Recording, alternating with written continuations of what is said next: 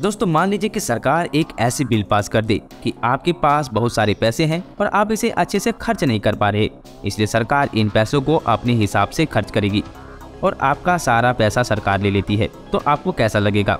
आप सोच रहे होंगे कि सरकार तो ऐसा टैक्स के माध्यम से पहले भी करती आ रही है, इसमें कौन सी आश्चर्य की बात है। लेकिन दोस्तों आश्चर्य की बात है, क्योंकि टैक्स तो सभी नागरिकों पर लगती है उनकी आय के हिसाब से। लेकिन किसी एक पर ही ऐसा बिल लाया जाए और बाकियों को छूट दी जाए तो आप क्या कहेंगे?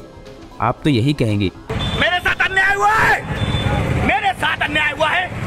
ये अन्याय है, अत्याचार है। लेकिन ऐसा दशकों से हो रहा है और इन कानूनों को आज भी चलाया जा रहा है और यह एक धर्मनिरपेक्ष देश के लिए बहुत ही दुर्भाग्यपूर्ण है। दोस्तों अब हम अपने असली मुद्दे पर आते हैं। क्या आपने कभी सोचा है जो पैसे आप मंदिरों में दान करते हैं उन पैसों का क्या होता होगा? क्या उन पैसों को पुजारियों में बांट दिया जाता है या हिंदुओं के उत्थान के लिए कार्य किए जाते हैं? जवाब सुनकर आपके पैरों तले से जमीन खिसक जाएगी। ये जो करोड़ों अरबों रुपए जो मंदिरों में दान में दिए जाते हैं उसे सरकार अपने अंडर ले लेती है। यही नहीं दोस्तों, मंदिर के रखरखाव और पुजारियों की नियुक्ति भी सरकार ही तय करती है। अब आपके मन में सवाल उठ रहा होगा कि क्या मस्जिद, चर्च और गुरुद्वारा पर ये कानून लागू नहीं होता? तो उत्तर है नहीं।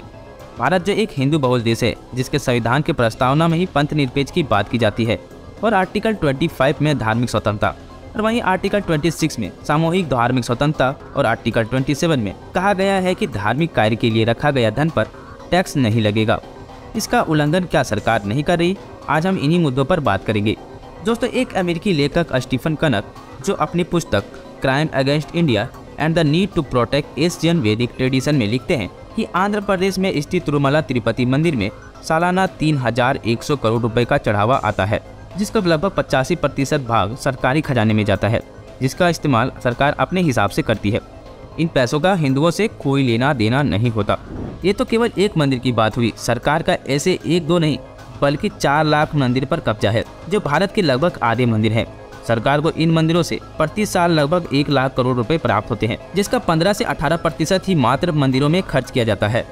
दोस्तों वैसे तो ये कानून अंग्रेजों ने अपनी लूट के लिए लाया था, लेकिन इसे पूर्ण रूप से लागू आज़ादी के बाद कानून बनाकर किया जा रहा है।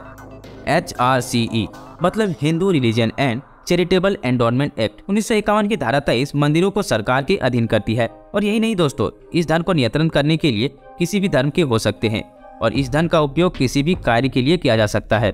मंदिर की जमीन बेची जा सकती है और मंदिर की परंपराओं पर हस्तक्षेप किया जा सकता है, और ये कई बार हुआ भी है। आपको सुनने में ये मुगल काल के कानून लग रहे होंगे, लेकिन दोस्तों आपको बता दें ये आज़ाद भारत का कानून है। दोस्तों इन सब कानून का ये प्रभाव पड़ा कि सरकार इन मंदिरों से धन तो ले रही थी, लेकिन मंदिर के रखरखाव पर कोई विशेष ध्यान नहीं दिया जा रहा था और बहुत से छोटे छोटे मंदिर धीरे धीरे खंडहर में तब्दील हो गए और आज हजारों मंदिर खंडहर हो चुके हैं।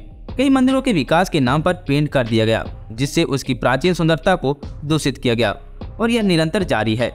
कई लोगों ने इसके खिलाफ सुप्रीम कोर्ट में अपील भी किया। सुप्रीम कोर्ट ने केंद्र और राज्य सरकारों से इस पर रिपोर्ट मांगा है, लेकिन यह सालों से लंबित है और हिंदुओं और हिंदू मंदिर की समस्या सुनने वाला कोई नहीं।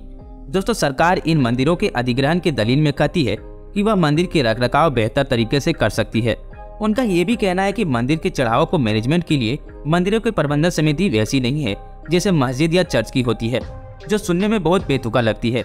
असल बात यह है कि इन मंदिरों से आने वाला चढ़ावा इनके राजस्व का बहुत बड़ा हिस्सा है और सरकार इन मंदिरों से आने वाली चढ़ावे को अपने कब्जे से जाने देना नहीं चाहती।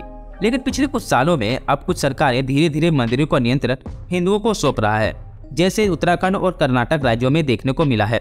लेकिन अभी भी बहुत सारे मंदिर ऐसे हैं जो सरकार के कब्जे में हैं। दोस्तों आपसे हम यह अपील करेंगे कि ज़्यादा से ज़्यादा इस वीडियो को शेयर करें, जिससे लोग हिंदू और हिंदू मंदिरों पर हो रहे अत्याचार पर जागरूक हो। धन्यवाद आप सभी का। जय हिंद।